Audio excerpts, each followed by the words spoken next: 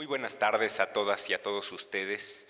A nombre de la doctora Patricia Galeana, directora general del Instituto Nacional de Estudios Históricos de las Revoluciones de México, les damos la más cordial bienvenida a esta conferencia, una conferencia muy especial. Es una conferencia conmemorativa del 250 aniversario del nacimiento de José María Morelos y Pavón. Nació un 30 de septiembre, justo un 30 de septiembre de 1765, como ustedes recordarán, fue fusilado un 22 de diciembre de 1815 y bueno, en general el gobierno federal tiene presente, tiene en su memoria la labor, el legado de José María Morelos y de allí la pertinencia de la presente conferencia a cargo del doctor José Herrera Peña.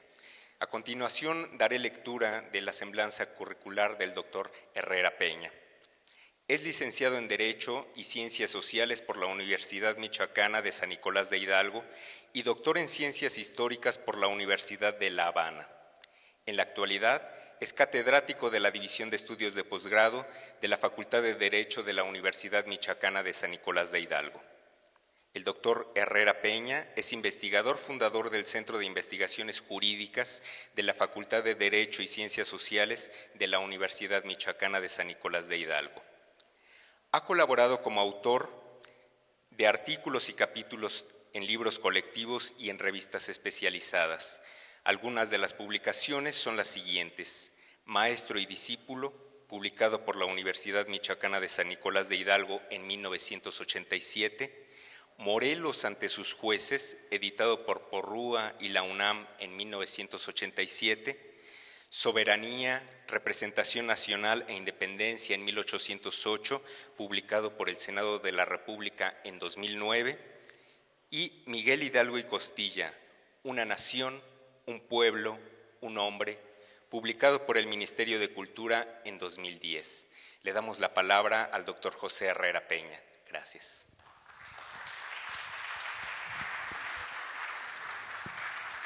Muchas gracias. Muchas gracias por la presentación y por el prematuro aplauso. Quiero agradecer al Instituto Nacional de Estudios Históricos de las Revoluciones de México y en especial a la doctora Patricia Galeana, su directora, el alto honor de haberme invitado para sustentar esta conferencia sobre la parte más luminosa del generalísimo José María Morelos en esta fecha en que celebramos el 250 aniversario de su natalicio. Y al mismo tiempo, bueno, pues el bicentenario de su ejecución en San Cristóbal, Ecatepec, el 22 de diciembre de 1815. A diferencia de su maestro, el también generalísimo Miguel Hidalgo y Costilla, que estuvo solamente una duración de 4 meses en campaña político-militar. Comenzó el 16 de septiembre de 1810 y prácticamente en enero de 1811 sería despojado del poder por su compañero Ignacio Allende y poco después caería con una columna de 1000 hombres prisionero en Acatita del Baján, llevado de ahí hasta Chihuahua, en donde sería sometido a juicio por la Iglesia y el Estado y finalmente degradado de su condición sacerdotal y condenado a muerte, pena que que se ejecutaría en la misma ciudad de Chihuahua el 30 de julio de 1811. A diferencia de Hidalgo, pues, que tuvo solamente 4 meses de vida política y militar, puede decirse que Morelos tuvo 5 años. Sin embargo, a decir verdad, no fueron tantos. Él comienza en octubre de 1810, un mes después que su maestro, a quien encuentra en el pueblo de Charo, en Michoacán, lo acompaña hasta Indaparapeo y dialogan. Desde esa época, desde esa fecha, que es más o menos el 15 de octubre de 1810, va a tener una vida política activa y sobre todo una vida militar hasta el 24 de diciembre, o si se quiere, hasta el 24 de diciembre de 1813, o si se quiere, hasta el 5 de enero de 1814. ¿Por qué solamente 2 años de 11, 12 y 13, 3 años y meses? Bueno, porque en marzo de 1814 se oficializa su remoción como encargado del Poder Ejecutivo, se le nombra diputado al Congreso y a partir de esa fecha hasta octubre, hasta el 22 de octubre de ese año de 1814, va a ser parlamentario, legislador, constituyente, y del 23 de octubre en adelante va a ser nombrado vocal del gobierno de la América Mexicana. Con ese cargo es sorprendido en las orillas del río Temalaca, capturado, llevado a México, enjuiciado, condenado y finalmente pues conducido a su lugar de ejecución en 22 de octubre de 1815. Así es que a partir de marzo de 1814 hasta diciembre de 1815, hasta noviembre de 1815, en que es capturado el 5 de noviembre, él va a ser más bien encargado de asuntos legislativos y ejecutivos del Estado Nacional emergente en armas y en lucha por su independencia, pero prácticamente ya no va a llevar a cabo ninguna operación militar. Así pues, nuestro campo de acción se reduce de octubre de 1810 a, digamos, diciembre de 1813. Cuando fue capturado y sometido a juicio por la Iglesia, por los tribunales de la Iglesia, del Estado, por el Tribunal del Santo Oficio también, y después de que se dictaron las sentencias correspondientes a cada jurisdicción, el virrey Félix María Calleja consideró importante y muy conveniente someter a Morelos a un interrogatorio de carácter militar.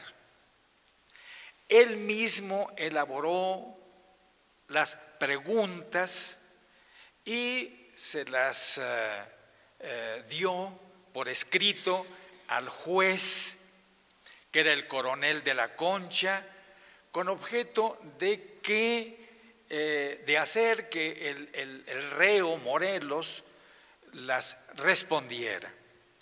Y son preguntas de carácter militar que van justamente desde 1810 hasta 1815, no exentas algunas de naturaleza política.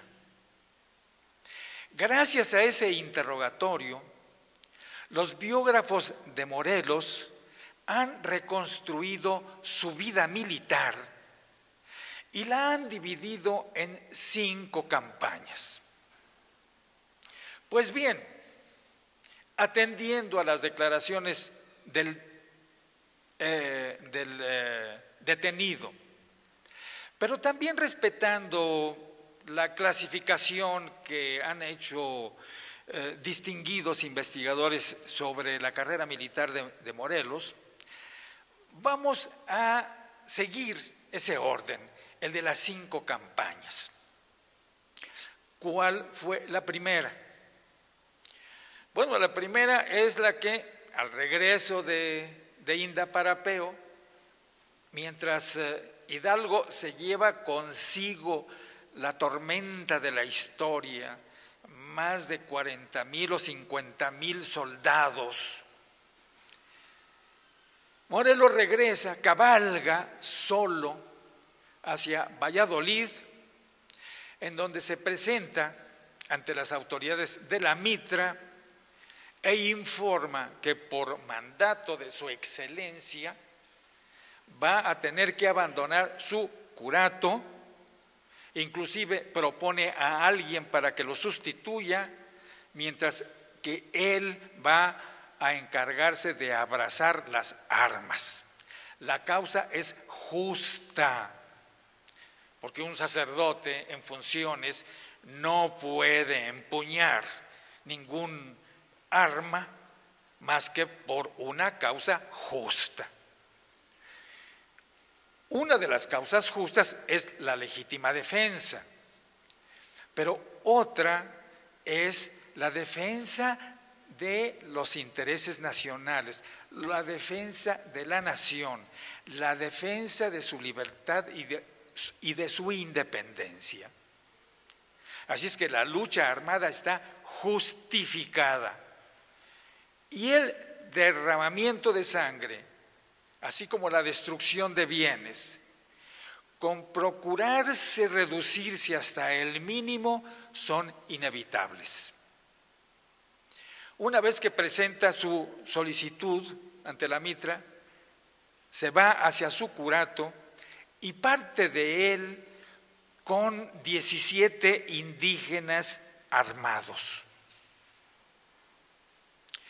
Claro que en el trayecto de Nocupétaro a Huetamo, que son regiones de la Tierra Caliente michoacana, se le suman grandes contingentes de hombres, pueblos enteros, que quieren también participar en la lucha por la independencia.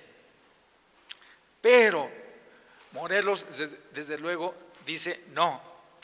Yo de ninguna manera puedo permitir que haya este tipo de movimientos con muchos hombres sin armas y sin disciplina. Así es que una de las primeras características de su lucha, de la organización militar, va a ser pocos hombres, pero bien armados. Cuando llega a Huetamo, son más o menos 300 los que lo siguen, bien armados, a pie, más o menos como 50 caballeros, también bien armados, es decir, 50 hombres de caballería y algo así como 300 de infantería. Sigue por cruza el río Balsas, sigue por todas las riberas del Balsas hasta Zacatula, llega a Tecpan, hace huir a la guarnición y comienzan las, el enriquecimiento, no solamente en tropa, sino también en jefes. Ahí, por ejemplo, se le unen los Galeana, de los cuales uno de ellos pues va a tener una aureola casi legendaria en el campo militar, Hermenegildo Galeana, que va a ser uno de sus principales lugartenientes. Continúa con toda la costa. Cuando no se enfrenta a algunas guarniciones militares españolas a las que derrota, estas huyen hacia la fortaleza de San Diego en Acapulco y prosigue su ruta hasta que toma el puerto. No la fortaleza, solamente Acapulco, la población. Pero no sé si ustedes conozcan la fortaleza, todavía se yergue ahí, es un edificio gigantesco, es un soberbio monumento de la arquitectura militar, perfectamente bien armado. El fuerte es imposible, o por lo menos muy difícil de tomar. En ese tiempo no había más que dos puertos, el de Veracruz y el de Acapulco. El uno comunicaba con Europa, el otro con Filipinas y el lejano Oriente. Había otros puertos menores, pero eran puertos de los que se llaman de cabotaje, que únicamente navegaban por las costas. Entre esos puertos estaban Manzanillo, Guaymas, por ejemplo, y otros en el Pacífico, y en el Golfo pues estaba Zongolica, estaba Coatzacoalcos, Minatitlán, pero eran puertos insignificantes, por así decirlo, que no se comparaban en importancia a Veracruz, que tenía una gran fortaleza también, la de San Juan de Ulúa, y la de Acapulco con su fuerte de San Diego. Imposible de tomar, sin embargo, Morelos dejó destacamentos armados para que ocuparan un cerro que domina la fortaleza, que se llama el Veladero, y además otras fuerzas militares en lo que hoy es Pie de la Cuesta, entonces ya era también Pie de la Cuesta, en donde se instala el principal de sus campamentos en esa región. Y él sigue hacia Chilpancingo. Ahí puede decirse que concluye la primera campaña de Morelos, sitiando al puerto de Acapulco. Eso ocurre entre enero y febrero de 1811. Sigue hacia Chilpancingo y vamos a iniciar la segunda campaña. En Chilpancingo también sus tropas se enriquecen con otros jefes sumamente distinguidos y brillantes. Los Bravo, de los cuales el jefe del clan es don Leonardo Bravo, el dueño de la hacienda de Chichihualco. Como ustedes saben, en esos tiempos las haciendas eran increíblemente grandes, gigantescas, inmensas. Los Galeana, por ejemplo, eran dueños prácticamente de toda la costa y sus inmediaciones. Esa era la hacienda que ellos tenían. Y los Bravo, pues eran dueños de todo el corazón de lo que actualmente es el estado de Guerrero. Así es que también eran no solo inmensamente ricos, sino tenían propiedades extraordinariamente grandes y todas las poblaciones que existían dentro de esas haciendas, pues naturalmente que les tributaban reconocimiento, atención, obediencia. Así es que tanto en jefes como en tropas de a pie y de a caballo, perfectamente armadas, el ejército de Morelos se enriqueció muchísimo, tomó otras ciudades, como por ejemplo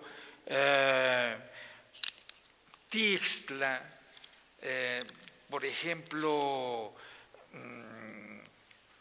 Taxco, e inclusive avanzó más allá, siempre en la Tierra Caliente, hacia Chiautla, hacia Izúcar, hacia Cuautla. En Izúcar se le unió un hombre extraordinario, otro jefe brillante, un hombre distinguidísimo. Era de pequeña estatura, delgado, de ojos claros, muy vivos, y tenía el hábito de fumar constantemente el puro, el cigarro puro. Pero era extraordinariamente inteligente y perspicaz. Se llamaba Mariano Matamoros. Así es que mientras Galeana fue el principal de sus lugartenientes en toda la campaña anterior, Matamoros se va a convertir en el otro a partir de entonces hasta la fecha de su muerte. Diferencias entre ambos, muy inteligentes los dos, extraordinarios jefes, muy capaces, muy diestros en el mando de hombres, excelentes para plantear las batallas, casi siempre victoriosos en ellas, pero digamos que Galeana apenas sabía leer y escribir. Era un ranchero que le gustaba la buena vida, la buena comida, el buen vino y las mujeres. Así es que, bueno, pues además era un hombre muy bien plantado, muy simpático, muy atractivo para el bello sexo, y su vida la había pasado en el manejo de su hacienda y de sus actividades cotidianas.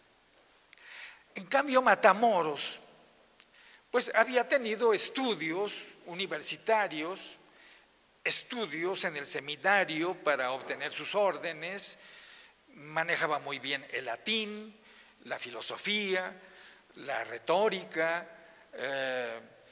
las ciencias naturales, las matemáticas, la física, etcétera.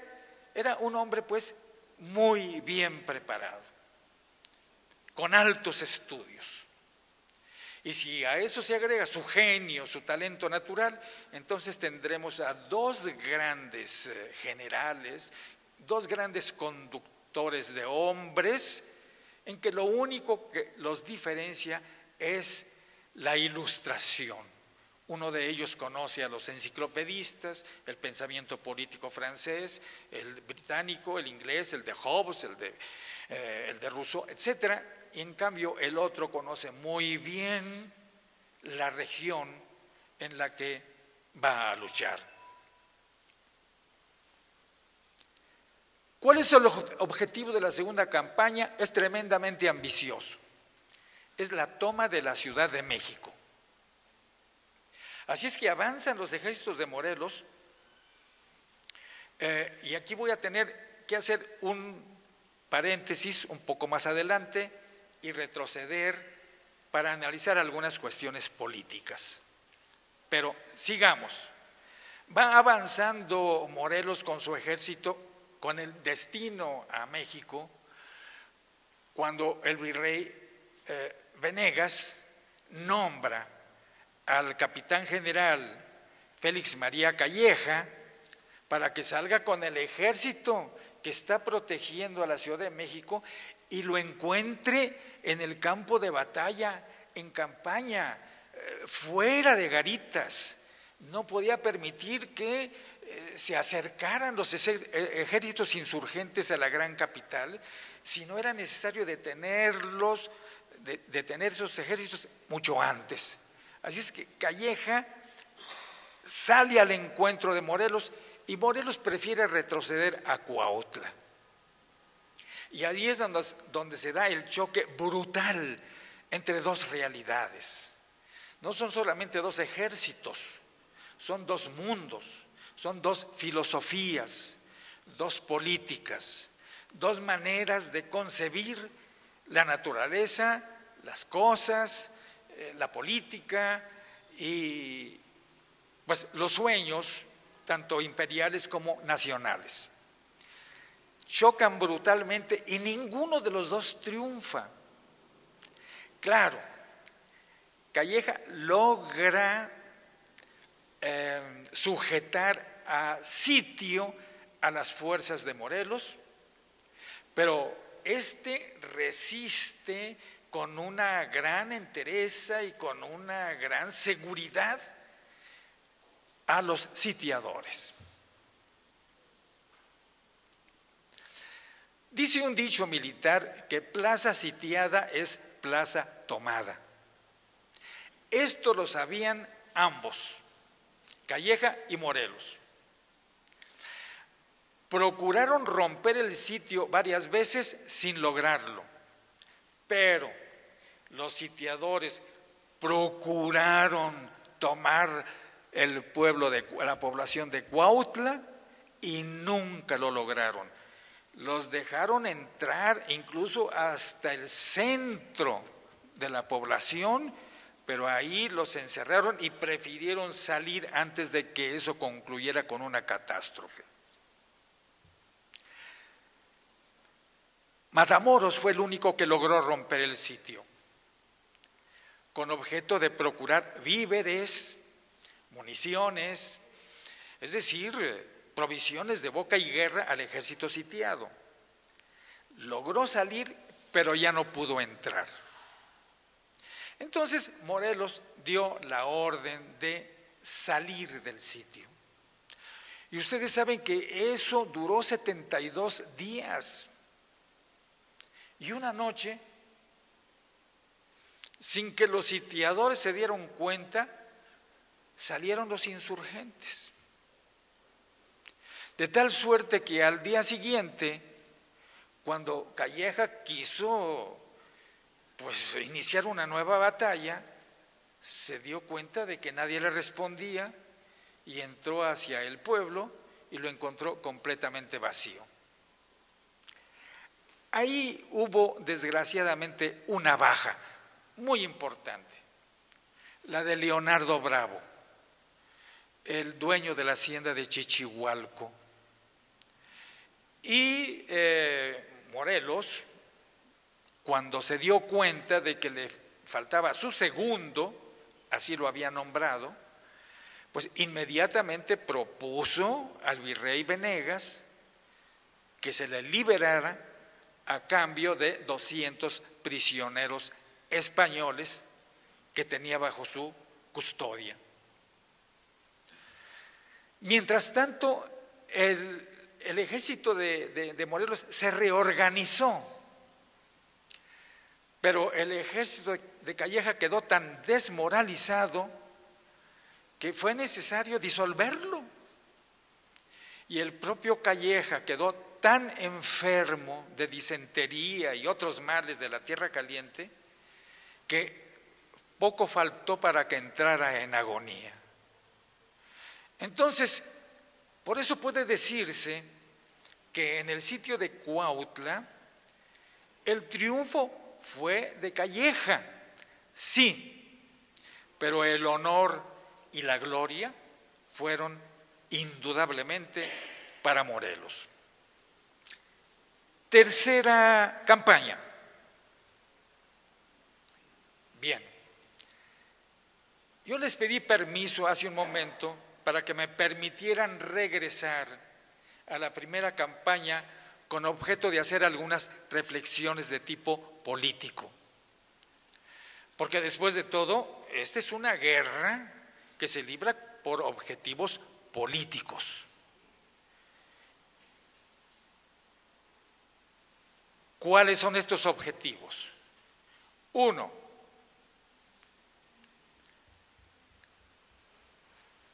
con base en el principio de autodeterminación de las naciones para forjar su propio destino, alcanzar su independencia y su libertad. 2. Todo pueblo tiene el derecho de establecer su forma de gobierno, la que más le convenga a los intereses de la sociedad, alterarlo, modificarlo e incluso abolirlo. Y 3, derechos fundamentales del individuo, que son,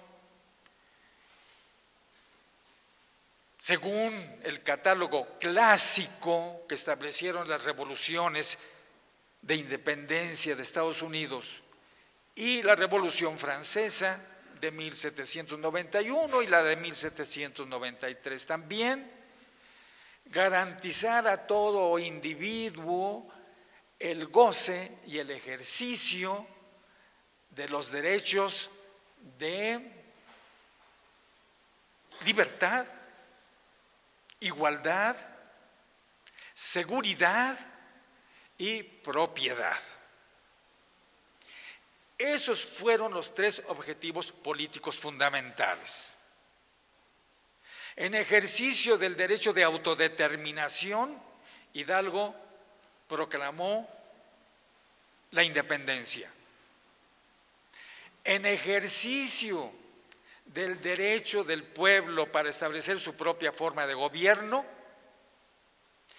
Hidalgo asumió la dictadura política y militar. Convocó a un congreso de representantes de todas las ciudades y villas del reino.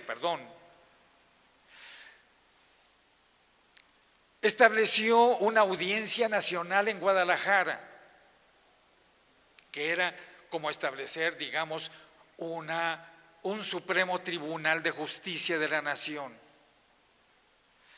Formó un Consejo de Estado y además nombró el primer embajador de la América mexicana ante el gobierno de los Estados Unidos, un botánico guatemalteco que no alcanzó su destino y que al caer prisionero de las fuerzas enemigas preferiría suicidarse antes que quedar sometido o antes de perder su libertad y su dignidad. Bien, en ejercicio del derecho de los individuos para ser libres e iguales y basado justamente en el principio de que todos los individuos son libres e iguales en derechos, Hidalgo abolió la esclavitud, porque no era posible tener personas con derechos y personas consideradas como cosas y sujetas al comercio y a la compraventa. Así es que en Valladolid le ordenó al intendente que nombró como autoridad suprema que dictara el decreto de abolición de la esclavitud y de la supresión de las castas.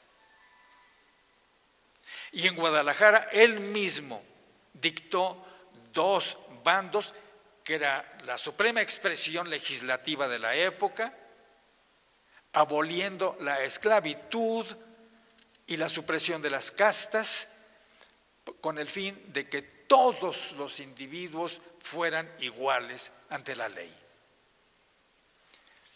Así es que, definidos esos objetivos políticos, la guerra que se llevó a cabo trataría de alcanzarlos simultáneamente. No vamos a hablar de las grandes divisiones que hubo en el tiempo de Hidalgo y Allende, que terminaron con la disolución del gobierno de Hidalgo por golpe de Estado. Pero sí es necesario apuntar las que van a surgir durante las campañas militares de Morelos. Por ejemplo, en la primera campaña considera él que es necesario, en primer lugar, abolir la esclavitud, declarar la supresión de las castas, como su maestro Hidalgo,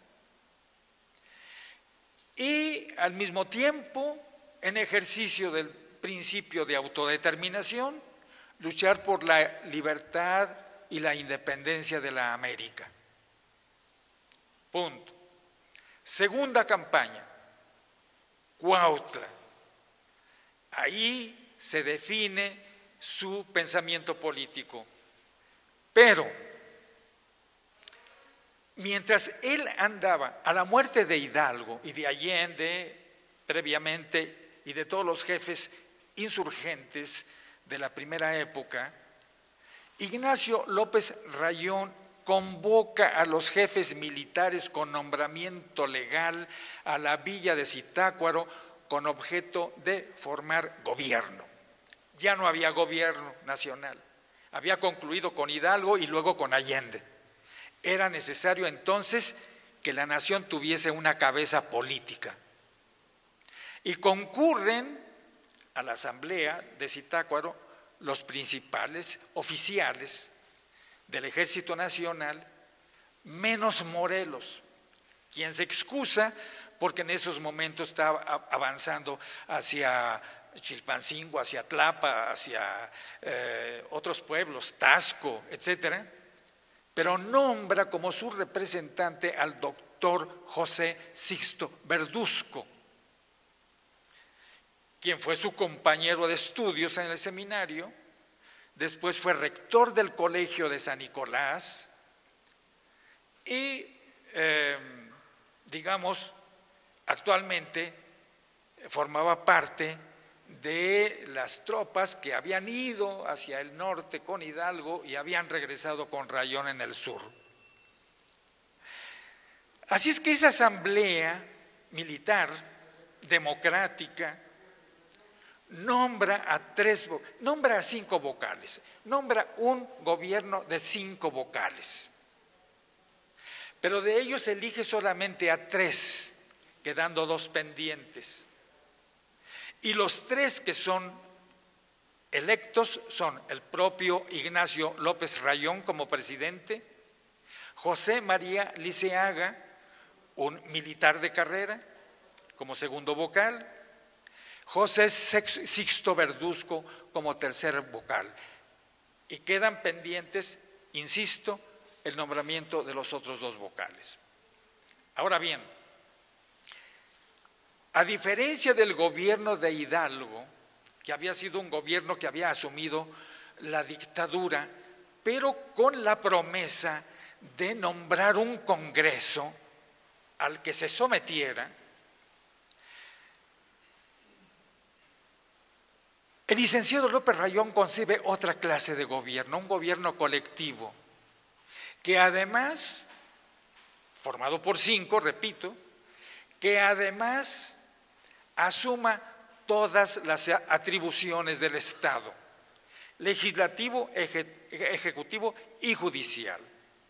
Así es que va a ser una junta de gobierno dictatorial, un gobierno colectivo que asuma todos los poderes del Estado. Pero lo que es más importante y grave es que mientras Hidalgo, a contrario de lo que se dice, que dijo viva Fernando VII, lo cual es totalmente falso, el que lo dijo sí fue Ignacio Allende, no Hidalgo. Hay suficientes pruebas de que al contrario, él se opuso a esa forma monárquica de gobierno, pero no es cuestión, no tenemos tiempo de entrar al detalle. Lo importante es que la Junta de Zitácuaro va a actuar en nombre de Fernando VII. Así es que va a ser un gobierno monárquico dictatorial que ejerza en nombre del rey el gobierno para la América mexicana. Morelos no se atreve a decir nada, a pesar de que se opone a esa línea, porque no quiere dividir las fuerzas insurgentes. Pero en Cuautla lanza un manifiesto a la nación. Y ahí dice, reconozcámoslo, ya no hay Fernando VII, o porque los franceses lo desconocieron, o porque él se quiso ir a su casa en Francia, porque era de la familia de los Borbones, y los Borbones era una dinastía con raíces francesas. Entonces, si ya no hay rey, ya no hay reino. Pero aunque lo hubiera, aclara Morelos, aunque lo hubiera, la nación es libre de establecer su propia forma de gobierno. Y entonces en Cuautla reúne los tres objetivos políticos que había planteado el maestro Hidalgo. Principio de autodeterminación. 2, derecho del pueblo para establecer su forma de gobierno. Y 3, disfrute y ejercicio de los derechos fundamentales. Y el Estado emergente, el Estado que está surgiendo entre las llamas y entre los escombros, tiene la misión de proteger esas 3 finalidades, esas 3 metas. Y desde luego se plantea implícitamente el choque con la línea de Rayón, que es la línea fernandista, la línea monarquista. Él dice, ya no hay Fernando y el pueblo tiene el derecho de establecer su forma de gobierno. Así es que en la tercera campaña política, él se encuentra con otro hombre extraordinario, otro hacendado. Si allá en Tecpan surgieron los Galeana, y en Chichihualco, que está cercano a Chilpancingo, los Bravo, en Puebla, en Tehuacán, va a encontrar un aliado extraordinario que se llamaba Juan Nepomuceno Rosáins. A él lo va a nombrar su secretario particular, y él, con la influencia que tenía Rosáins en Tehuacán, inmediatamente convence a Hidalgo de que de Cuautla se vayan hacia esa plaza, una plaza segura que además está en el corazón del reino, del territorio virreinal. Y es cierto, desde allí domina, por un lado, todo Tecpan, que es de las armas nacionales, y amenaza todo el oriente con las vías de Jalapa, Orizaba y Córdoba, y al mismo tiempo amenaza Veracruz, al que pretende poner cerco, como se lo puso y lo tiene todavía Acapulco. Y en eso va a consistir la tercera campaña. Lo logran, pero sus miradas se dirigen más hacia el sur, hacia el reino de Guatemala, en donde hay una provincia riquísima en tradiciones, en cultura, en grana cochinilla. La grana cochinilla de la que se extraía, de las que se hacía el color púrpura, daba tantas riquezas al reino como el oro. Imagínense el precio que tenía y las ganancias que se obtenían por la grana cochinilla. La grana cochinilla inclusive servía como moneda nacional e internacional. a varios barcos que se anclaron en la costa del Pacífico y que traían efectos, telas, armas, víveres, etcétera. Morelos le daba la orden a sus lugartenientes de que no atacaran a esos barcos, aunque fuesen extranjeros o españoles, que comerciaran con ellos y que les propusieran que se les pagarían sus efectos al precio que ellos fijaran, sea en oro o en grana cochinilla, lo que dispusieran. Así es que era un reino riquísimo, una provincia, mejor dicho, riquísima. Dije reino porque Morelos dijo, es una provincia que vale por un reino. Oaxaca,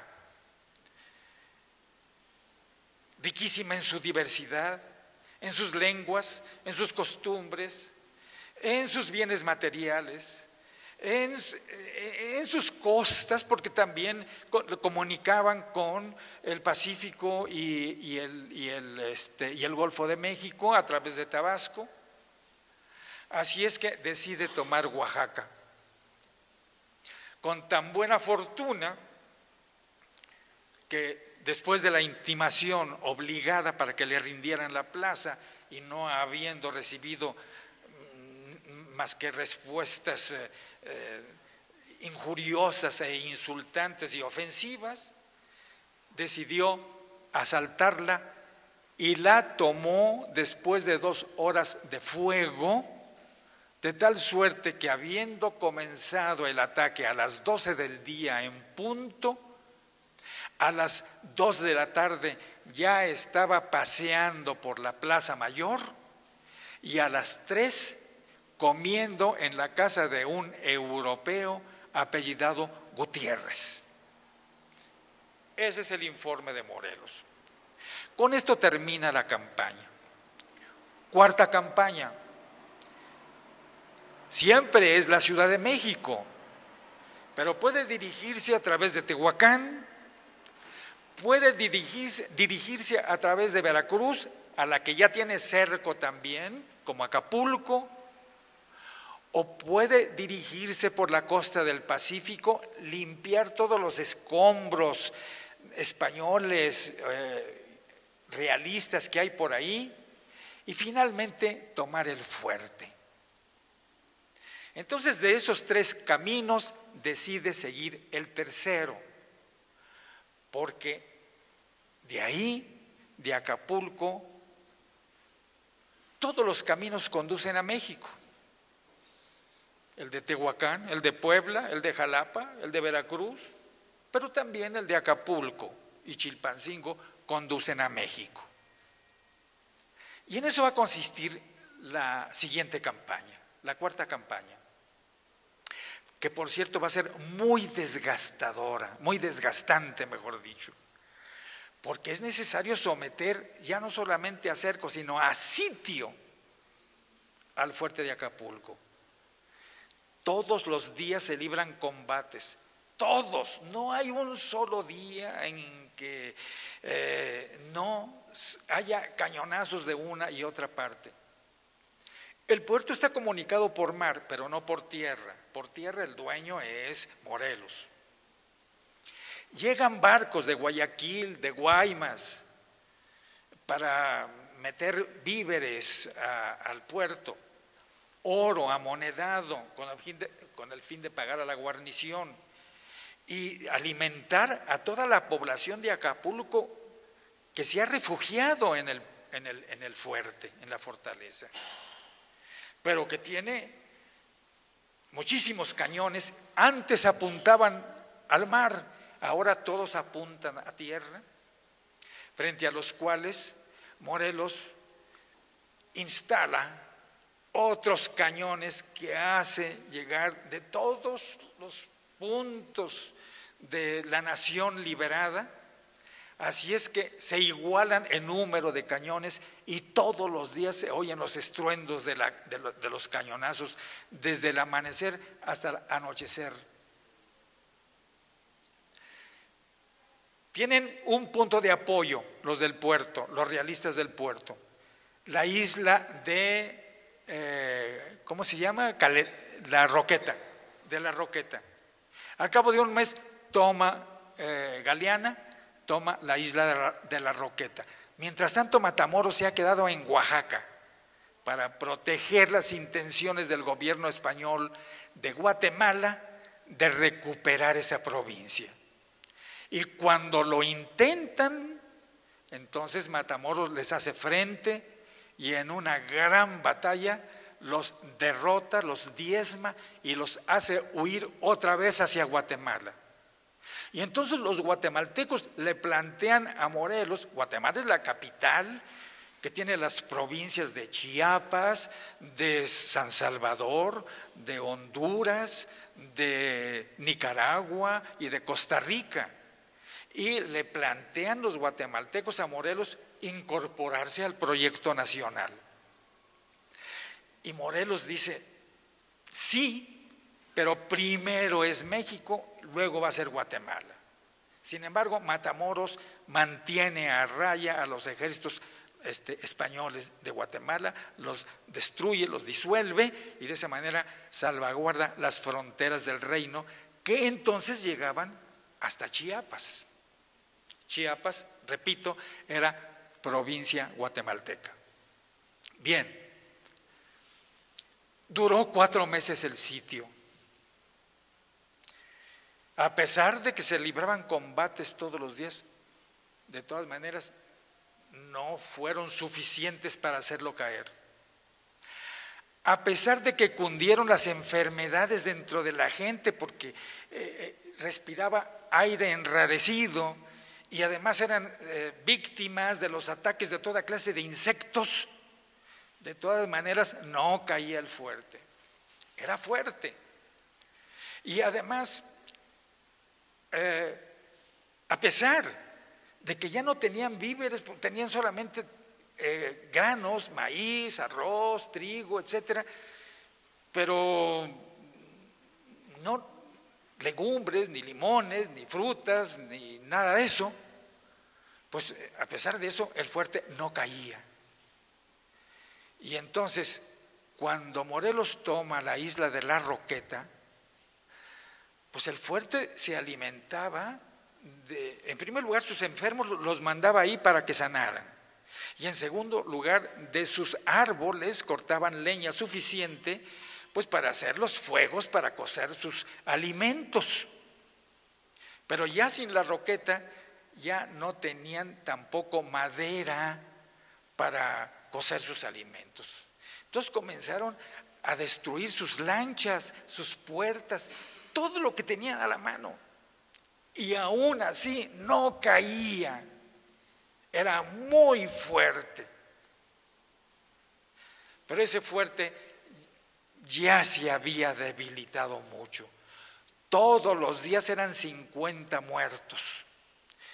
El jefe de la fortaleza sacaba una bandera roja que era la señal de que hubiese una tregua con el fin de que saliera la gente con sus muertos y los enterraran fuera del fuerte, porque el fuerte no eran más que puras piedras y estos eran los cadáveres era necesario que se enterraran en la tierra. Y por supuesto los insurgentes siempre les concedieron la tregua, pero el fuerte no caía. Ya estaba muy debilitado, pero no caía. Hasta que por fin Morelos decidió tomarlo por asalto. Se prepararon las escalas, los puentes, los escudos, los cañones volvieron a bombardear las murallas y a pesar de lo nutrido del fuego no caía el fuerte. Mientras tanto Galeana por el lado del mar subía como podía con 300 hombres de un lado y el jefe de escoltas de Morelos con 300 de otro, subían para sorprender por la retaguardia, porque la vanguardia estaba en tierra, para sorprender por la retaguardia a las fuerzas españolas y lo lograron. Subieron los 600 y cuando el dueño de la fortaleza, el comandante de la fortaleza vio que esta estaba prácticamente perdida, entonces pidió una tregua. Levantó la bandera blanca de Parlamento y le propuso a Galeana que suspendiera el ataque, que le diera 1 hora para suspender el ataque, mientras consultaba a los soldados y a la población si debía entregar o no la fortaleza, a sabiendas de que no entregarla era condenar a muerte a toda la población y a toda la guarnición. Galeana le contestó: no le concedo 1 hora, le concedo 1 día. Así es que el comandante Vélez, que así se apellidaba, hizo la convocatoria respectiva, se discutió el asunto y todos, hombres, mujeres, soldados y civiles, eclesiásticos, letrados y no letrados, comerciantes, etcétera, todos llegaron a la conclusión, levantaron la mano para que se pidiera a Morelos que tuviese piedad de sus vidas, ya no de sus bienes, porque Morelos les había ofrecido durante todo el tiempo anterior que se salvaran, que se salieran con todos sus bienes y les respetaría la vida, la libertad y los bienes. Pero ya en estas circunstancias lo único que le respetaría en todo caso sería la libertad. Eso es lo que le pidieron a Morelos y Morelos accedió.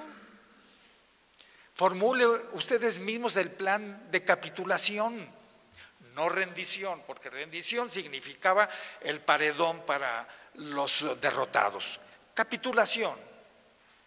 Y efectivamente los soldados lo único que pidieron es que efectivamente se les respetara la vida y a los oficiales llevar su sable, su espada al cinto, símbolo del honor, y que naturalmente ellos se comprometerían a entregar la fortaleza con todos sus cañones, todos sus fusiles y todas sus proyectiles, sus riquezas, porque había muchísimas, ahí estaban almacenadas todas las riquezas que iban al oriente y que venían de allá. Y Morelos aprobó en sus términos la capitulación. Así es que el primer día salieron las tropas españolas, se formaron en el puente de la salida, salieron primero los civiles, se les respetó la vida, salieron las tropas uniformadas pero con el fusil, con la culata hacia arriba y sin que llevaran en sus fornituras ni un solo cartucho, so pena de la vida. Llegó el comandante Vélez hacia el final con las llaves de la fortaleza y en esos momentos llegó la tropa insurgente uniformada, desarmada, se situó frente a las tropas españolas y a una orden toda del comandante Vélez, las tropas españolas tiraron al suelo sus fusiles, las recogieron los soldados de Morelos, los insurgentes, se bajó la bandera española que ondeaba en lo alto del mástil y al mismo tiempo se arrió la bandera nacional de Morelos y en ese momento pues el comandante Vélez le entregó al mariscal Galeana las llaves de la fortaleza y éste las recibió, las levantó para que las viera toda la multitud y se oyó un estruendo horroroso de cañones y de gritos: ¡viva la América septentrional! ¡Viva la guadalupana! Todos eran guadalupanos, ¡viva Morelos! Y se derramaron muchas lágrimas. Claro, justificadas las lágrimas de los vencidos, porque muy serio el comandante Vélez no hizo ningún gesto, pero solamente se le rodaban, ¿verdad? Lo mismo que a los defensores. Y los dejaron marchar ya desarmados. Se apoderaron del fuerte los insurgentes y ellos lloraban, pero de de dicha, de felicidad. Habían conquistado lo que era inconquistable, la fortaleza de San Diego. Al día siguiente se saneó toda la fortaleza, estaba llena de cosas, se limpió, y al tercer día el general Morelos ofreció un banquete a los derrotados. Y en la cena se reunieron por un lado los oficiales y la tropa española, y por el otro lado la tropa y los oficiales insurgentes. En la mesa de honor, Morelos y el comandante Vélez, y al final de la cena el comandante Vélez se levantó con un cubierto, tocó su copa de cristal para que le hicieran silencio y brindó por la América, hija predilecta de España. Entonces sus hombres gritaron ¡viva! Se sentó Morelos, también levantó su copa y brindó por España, pero por España hermana, no dominadora de América. Y sus hombres gritaron lo mismo, ¡viva! Así concluyó el banquete. Los españoles obtuvieron el salvoconducto para que atravesaran el territorio insurgente libremente sin que nadie los molestara. Los soldados americanos no se les dejó ir fuera de las fronteras del territorio liberado, y Morelos convocó a los vocales de la Junta de Gobierno a Chilpancingo. La última digresión política, la última, no, quizá la penúltima. Mientras él sometía a sitio la fortaleza de San Diego, Verduzco había intentado tomar Valladolid, pero había fracasado. Sufrió un rechazo considerable. Su ejército más o menos estaba formado por 5,000 hombres, los que defendían la ciudad, guarnición y paisanos armados por las tropas españolas, formaban más o menos 3,000. Bueno, fue ignominiosamente derrotado. Perdió más o menos 1,000 hombres, todos sus carros de guerra, y fue obligado a retirarse. Entonces Ignacio López Rayón llegó a buscar a Verduzco, se reunieron en Pátzcuaro y naturalmente López Rayón lo regañó, porque había intentado tomar Valladolid sin su autorización. Y Verduzco le contestó que no necesitaba la autorización de nadie porque era tan vocal como él, y los 5 vocales tenían exactamente las mismas atribuciones y facultades. Claro, se había nombrado nada más 3, ya había nombrado a Morelos como 4º vocal. Así es que los 4 vocales tenían las mismas facultades y él solamente los presidía, pero era un igual entre los demás. Entonces Rayón le dijo que le iba a someter a consejo de guerra para que respondiera, porque esa había sido una acción imprudente e irresponsable, pero no pudieron llevar a cabo, no hubo resultados en ese encuentro porque las tropas españolas llegaron cerca de Pátzcuaro y Rayón se vio obligado a huir de un lado y Verduzco del otro. Lisiaga se puso del lado de Verduzco en contra de Rayón y comenzó a haber entre ellos una polémica política cada vez más violenta, que culminó con el hecho de que Verduzco y Lisiaga declararon a Rayón fuera de la ley y a su familia también, y los declararon traidores si no se sometían a la autoridad de ellos. Rayón, por su parte, hizo lo mismo.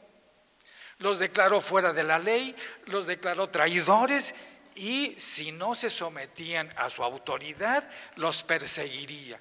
Y de las palabras pasaron a los hechos. Al poco tiempo, sus tropas se enfrentaron entre sí y libraron batallas cruentas. Claro que los españoles, pues, estaban felices, se regocijaban al ver cómo se peleaban entre ellos los insurgentes, mientras que Morelos, que estaba a punto de tener una victoria sobre el fuerte de Acapulco, decía: quiera Dios que no siga el cáncer adelante, que es lo que decía el enemigo. Las dos partes lo instaran para que tomara partido, y dijo él: yo no estoy ni a favor ni en contra de unos ni otros, y voy a tener cuidado con ambos bandos. Pero el momento no es de desunión, sino de reunión.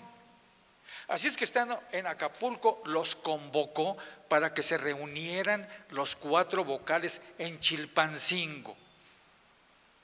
Claro, debieron haberse reunido en Oaxaca, porque Oaxaca era una gran capital y Chilpancingo era una villa. Pero dijo Morelos: estamos a igual número de días de distancia. Rayón, desde las tierras donde anda a Salto de Mata hasta Chilpancingo, puede hacer 8, 10 días de marcha. Lo mismo Lisiaga, desde las fronteras de Guanajuato con Michoacán, otros 8 o 10 días de marcha. Verduzco, desde la Tierra Caliente a las orillas del Balsa o desde donde esté, puede hacer cuando mucho 8 días de marcha. Y yo desde Acapulco a Chilpancingo a lo sumo haré 8 días de marcha. Lo citó para el 8 de septiembre de 1813. Pero aclaró: y no solamente nos vamos a reunir los 4, nos vamos a reunir los 5, porque la Junta debe estar formada por 5. El vocal de Oaxaca, el diputado de Oaxaca. Oaxaca ya es una provincia liberada, debe estar representada en el Congreso, es decir, en la Junta, como se le llamaba también. Pero no solamente los 5. Cuando cae Acapulco, ya toda la provincia de Tecpan está liberada, que corría desde las aguas del Pacífico hasta las goteras con la Ciudad de México, incluyendo todos los pueblos que he venido enumerando: Chilpancingo, Tlapa, Cuautla, Izúcar, etcétera, hasta las orillas mismas de la Ciudad de México. Así que también tiene derecho a estar representada la provincia de Tecpan con otro diputado para que sean 6. Pero también las provincias de México. Está cercada la Ciudad de México por mis tropas, entonces tiene derecho a un representante. La provincia de Puebla no tiene más que a la capital, ocupada por las tropas españolas. El resto del territorio es nacional. Tiene derecho a tener un representante. Y lo mismo ocurre con Veracruz, porque Veracruz está sometido a cerco, pero el resto del territorio es de la nación. Así es que en Chilpancingo nos vamos a reunir 9 representantes. Los 4 primeros, el 5º de Oaxaca, el 6º de Tecpan y los 3 de las provincias casi liberadas que antes cité: Veracruz, Puebla y México. Y efectivamente se reunieron todos. Rayón, desde luego, no estaba de acuerdo.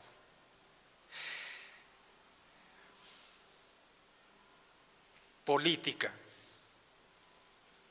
Desde Tehuacán, desde que se hizo dueño del centro del país, del corazón del país, Morelos le propuso a Rayón que se eliminara la fórmula, la cláusula de Fernando VII. Es hipotética. Fernando VII ya no existe. Y efectivamente, como ustedes saben, Fernando VII estuvo preso desde julio de 1808 y sería liberado hasta abril o mayo de 1814. Y estamos en 1813, así es que todavía está preso por Napoleón. Entonces le dijo a Rayón, ya no formemos, nuestro gobierno debe liberarse de que va a gobernar la nación en nombre de Fernando VII. Este ya no existe. Pero Rayón se opuso. Y hay una conversación, hay un intercambio de cartas entre Morelos y Rayón a partir de ese momento, que se prosigue en Oaxaca y luego se prosigue por todos los pueblos por los que va avanzando y concluye en Acapulco, entre Morelos y Rayón, en que Rayón se niega a aceptar que se elimine el nombre de Fernando VII. Y esa va a ser su actitud toda su vida, por cierto. El 6 de noviembre, cuando se presente al Congreso el proyecto de declaración de independencia, él como diputado ya va a estar ahí, en Chilpancingo, hasta ese entonces va a estar ahí, pero para oponerse a dicho proyecto. Y cuando se aprueba por mayoría, entonces él se opone. Y mientras el Congreso aprueba un decreto para que se imprima la declaración de independencia y se mande a todo el reino y a todas las naciones del mundo, él al mismo tiempo lanza un manifiesto para oponerse a la independencia, excluyéndola del nombre de Fernando VII, y también lo reproduce para que se conozca en todo el reino. Finalmente, él no va a estar en los debates del Congreso Constituyente para elaborar la Constitución, porque precisamente por eso, porque ya se ha declarado la independencia absoluta y él sigue peleando por ella, por la independencia, pero en nombre de Fernando VII. Y cuando se promulgue el decreto constitucional el 22 de octubre de 1814, él no lo va a firmar. Es más, ni siquiera va a ir a Apatzingán para asistir a la jura. Así es que él era un monarquista convencido. No fue a Chilpancingo, dijo que se oponía a que se celebrara la junta en Chilpancingo, pero la junta se celebró, es decir, el Congreso se celebró con todos los demás diputados, excluyendo a José María Cos, que estaba enfermo, pero venía en camino, que iba a representar a Veracruz, iba a representar a Veracruz. Quintana Roo iba a representar a Puebla y Carlos María de Bustamante iba a representar a la provincia de México, mientras que un abogado apellidado Murguía representaba a Oaxaca, José María Murguía, y José Manuel de Herrera representaba a Tecpan. Todos se reunieron en Chilpancingo, con esas excepciones. Ahí el 15 de septiembre se oyó por primera vez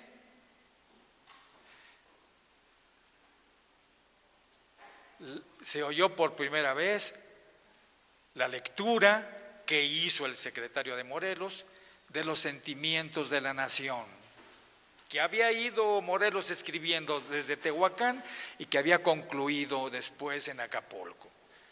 Ahí resonó la voz republicana de la nación y se turnó junto con los elementos constitucionales como proyectos a la comisión respectiva para que fueran discutidos y formarán parte de la nueva constitución política de la América liberada.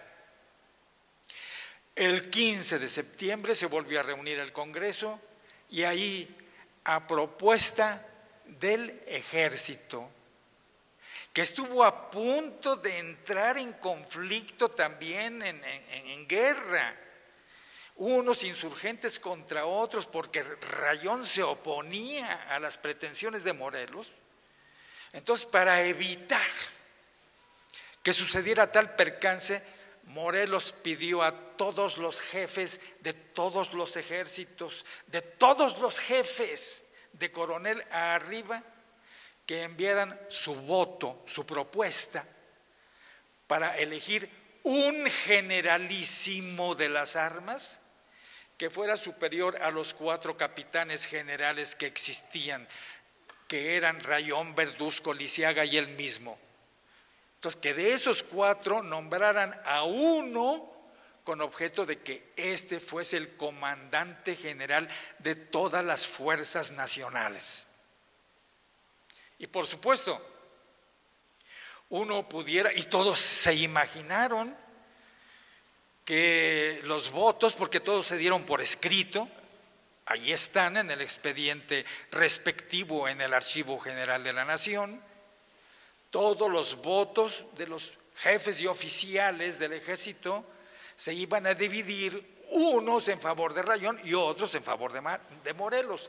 Así es que cuando se dio a conocer la propuesta ante el Congreso el 15 de septiembre, se asombraron al ver que todos los oficiales, sin exceptuar uno solo, votaron por José María Morelos como generalísimo de las armas. Así es que el Congreso, al escuchar lo que se había hecho constar en las actas correspondientes, pues por unanimidad ratificó la propuesta y nombró a Morelos generalísimo. Por supuesto, este no aceptó. Y entonces hubo una trifulca, porque entonces las sesiones, los diputados eran 8 y el resto del recinto parlamentario, la parroquia de Chilpancingo fue habilitada como recinto parlamentario, estaba lleno y toda la plaza de armas de gente y principalmente representantes del clero y del ejército. Así es que los más distinguidos estaban adentro y la población en general, el pueblo en general, comerciantes y todos los demás estaban afuera. Y cuando escucharon que Morelos no aceptaba, pues ya se imaginarán la trifulca que se armó. Y vino un diálogo, un debate entre los diputados y el pueblo. Porque un diputado, el presidente del Congreso en este caso, que era Verduzco, propuso que se insistiera a Morelos de que aceptara el cargo, porque había sido decretado por un poder al que no debía indisciplinarse. Pero otro diputado, Andrés Quintana Roo, propuso, no. Si el señor Morelos ha rechazado el cargo, es porque debe tener razones de peso, dignas de consideración. Entonces yo lo que propongo es que se difiera el nombramiento hasta que el Congreso se reúna en sesión secreta, para no tener a la población, y discuta qué es lo que debe acordar.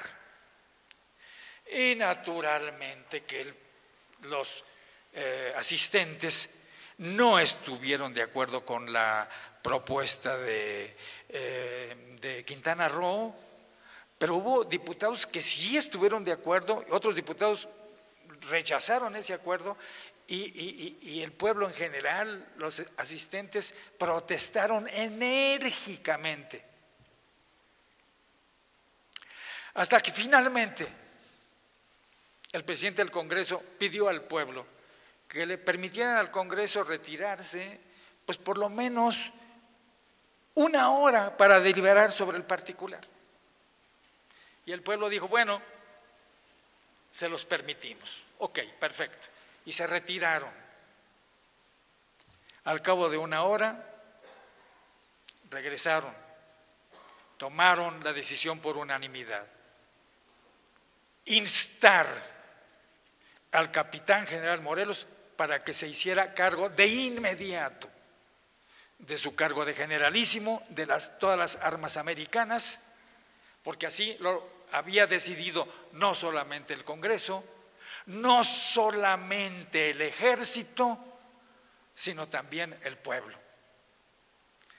Así es que Morelos, vencido además por las estentóreas aclamaciones de la multitud que apoyó la decisión del Congreso, aceptó el cargo con 4 condiciones, las cuales fueron aceptadas y por lo tanto pasaron a formar parte de las resoluciones constitucionales del Congreso. Bien, ¿qué es lo que había pasado? Pues que Rayón había amenazado a Morelos que si aceptaba un cargo pasando por encima de su autoridad, porque era él era el presidente, entonces iba a haber un conflicto entre los propios insurgentes. Y tratando de evitarlo, Morelos se había abstenido de aceptar de inmediato el cargo, pero no habiendo otra salida, lo aceptó. Y a partir de entonces, un amigo, por ejemplo, el diputado Carlos María de Bustamante, nombrado por la provincia de México, por el propio Morelos, tampoco se presentó al Congreso, era muy amigo con Rayón. Y a los dos, a partir de entonces, trató de seducirlos. Puso su cargo a las órdenes de cualquiera de los dos que lo aceptara. Pero mientras lo aceptaran, los conminó a que obedecieran sus órdenes que dictara como militar. Y vaya que sus órdenes fueron muy bruscas, muy rudas. Por ejemplo, a Rayón le dijo, tú entregas la imprenta que está a tu cargo a fulano de tal, él se va a encargar de imprimir periódicos y manifiestos, tus hermanos piden licencia, se les concederá de inmediato, y tú también, porque como eres diputado, vas a conservar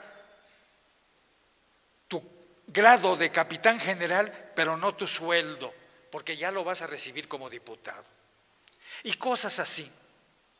Así es que todo el mes de septiembre y todo el mes de octubre se pasó en esa tarea hasta que por fin llegaron Carlos María de Bustamante y Rayón, que eran los únicos que faltaban, así como José María Cos, el que estaba enfermo y llegó enfermo y recayó y guardó cama ya al llegar a Chilpancingo.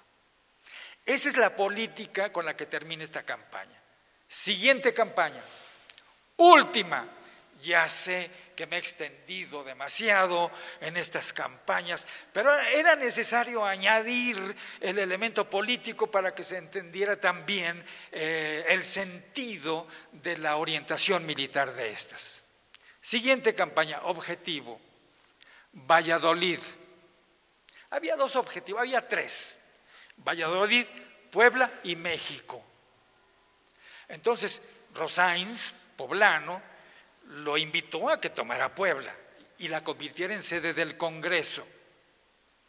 Pero Liceaga y Verduzco, sobre todo Verduzco, que era michoacano y que además había perdido la batalla de Valladolid, lo exhortó a que tomara Valladolid y la convirtiera en sede del Congreso. Y finalmente Morelos, vallisoletano al fin de cuentas, pues se inclinó por Valladolid y hacia allá se dirigieron sus tropas. Llegan el 22 de diciembre. Esa es la última de las campañas. ¿Qué pasa?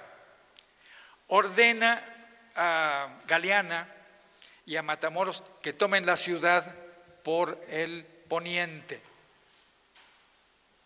Se entabla un singular combate ahí que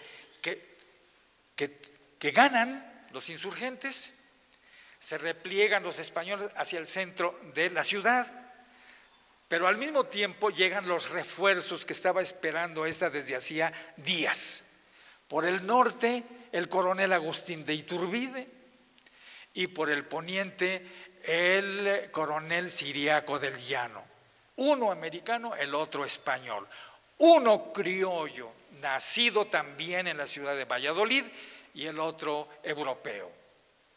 Se reúnen los dos y cuando desde un campanario de la catedral, de una de las torres de la catedral, los vigías de las fuerzas españolas que están en la ciudad se dan cuenta de eso, inmediatamente cargan contra los insurgentes que reciben el ataque de tres lados: por el norte, por el poniente y por el oriente.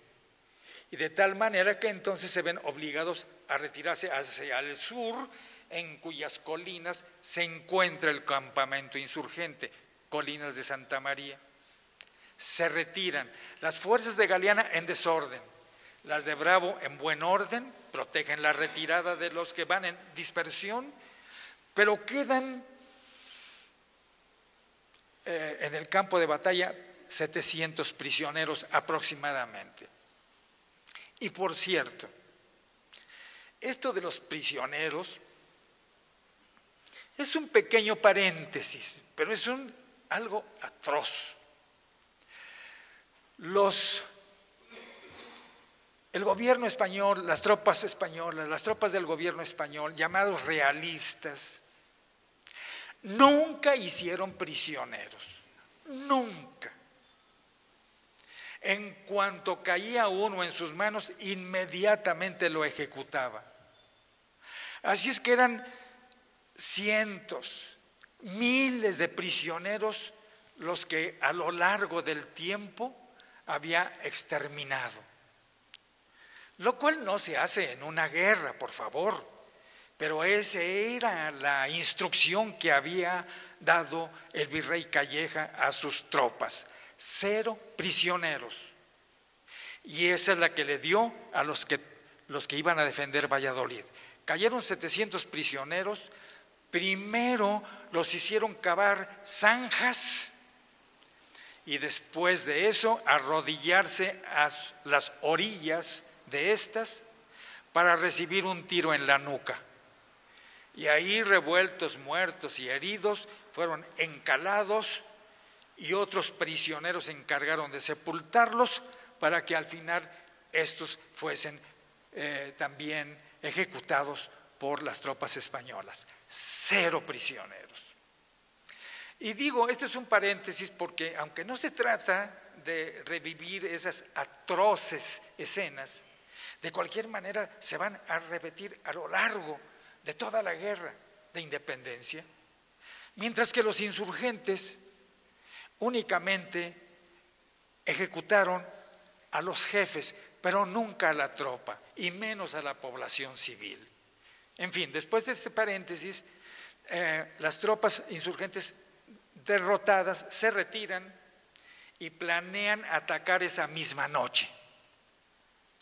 Ya se han puesto de acuerdo los atacantes por el sur y muchos cientos, miles de pobladores de Valladolid que desde adentro se van a levantar en armas en contra de las tropas españolas. Así es que el triunfo está prácticamente asegurado y el combate va a estar a cargo ya no de Galeana, como durante el día, sino en la noche a cargo de Matamoros. Ahí sucede algo que quizá encontremos parecido a las famosas hazañas del Mío Cid. pero esta vez van a estar a cargo del coronel Agustín de Iturbide. Las tropas insurgentes se formaron a las faldas de la colina de Santa María y el grueso del campamento estaba en la cima, con Morelos ahí. Esperaban del sur las tropas de otro coronel insurgente.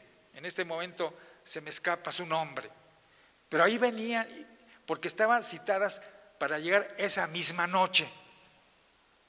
Entonces, Ciriaco del Llano con su anteojo, con su larga vista, vio esa extraña formación de insurgentes y no sabía si se iban a retirar o iban a atacar a la ciudad y si estos eran capaces de atacar de noche.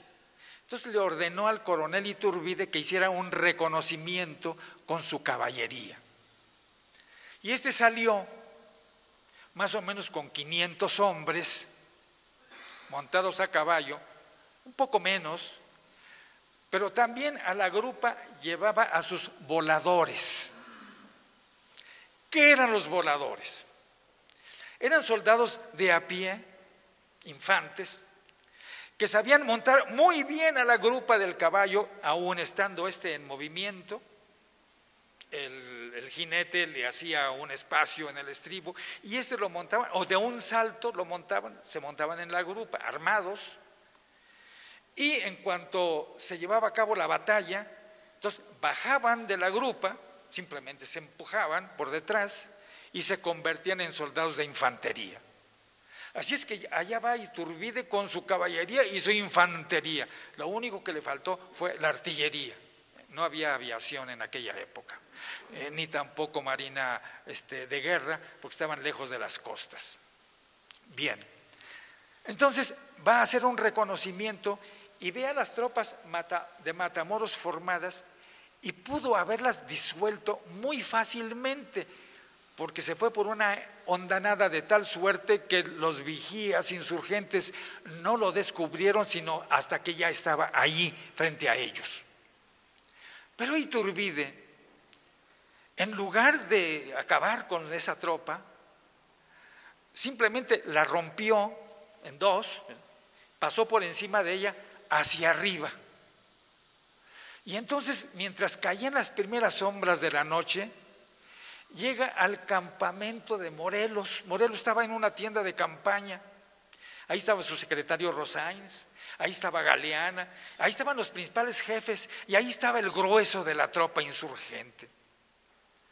Entonces estos, que no esperaban ningún ataque, porque abajo protegiéndolos estaba Matamoros, de repente pues entraron en pánico cuando vieron a hombres de la infantería y de la caballería a sablazo limpio, a bayoneta calada, ir masacrando a los indefensos soldados desorganizados insurgentes e hicieron una matazón terrible.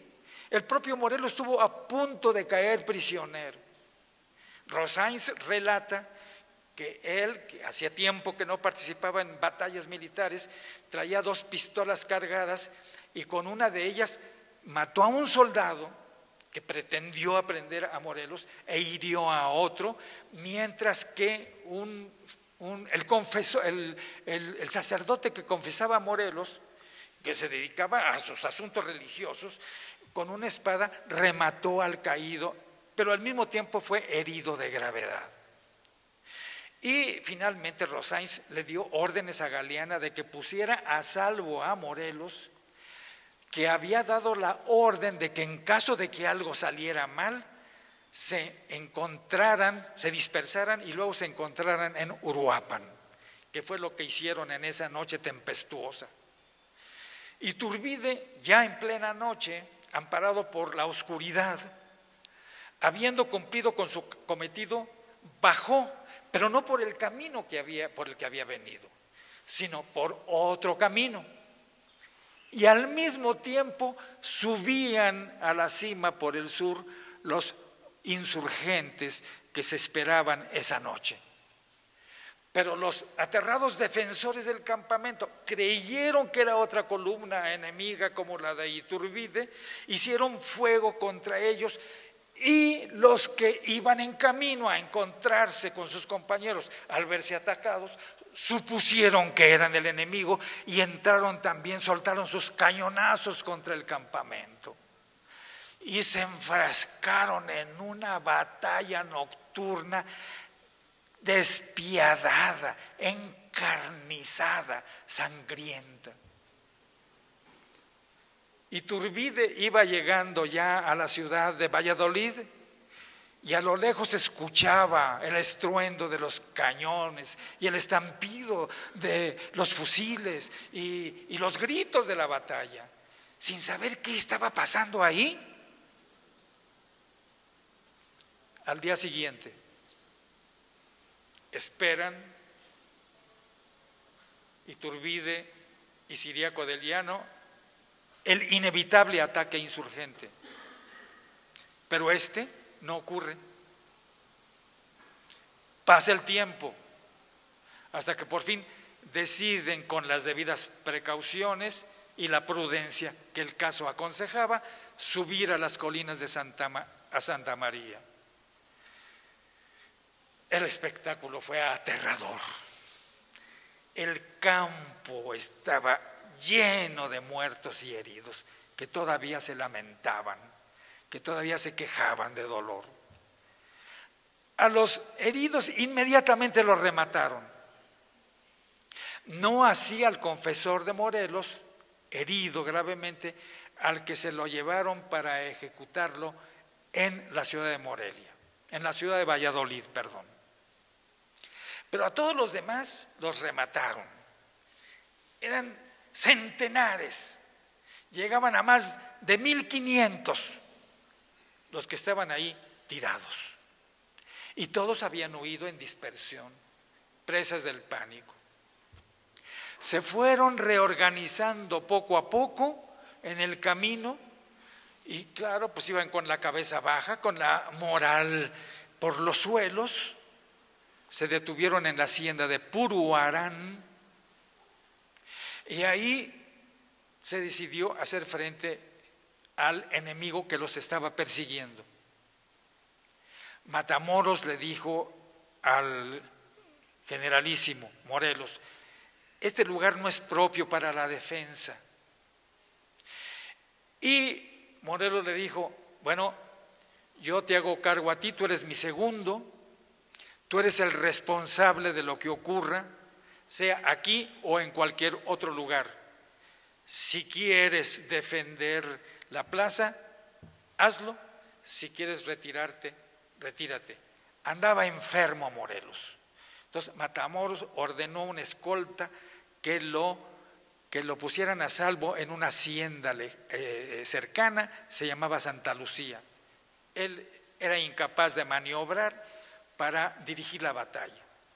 Y finalmente Matamoros, quién sabe por qué razones, cambió de idea y resolvió defender la plaza.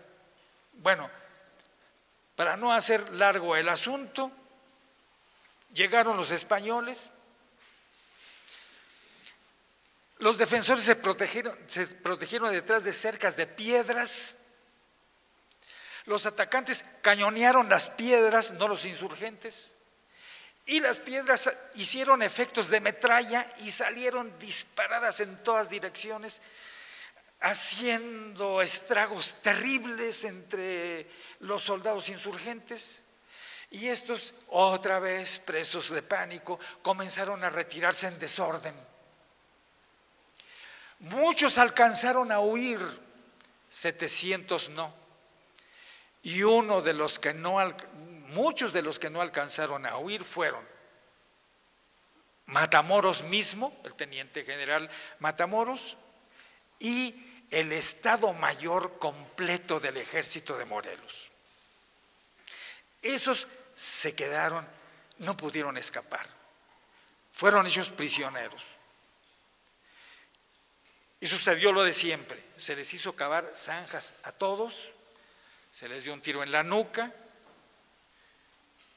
cayeron, se cerraron las zanjas fueron más o menos 700 prisioneros. Los realistas tuvieron creo que 2 muertos y unos 3 heridos, una cosa así. Fue algo desastroso. El único que dejaron vivo para ser procesado en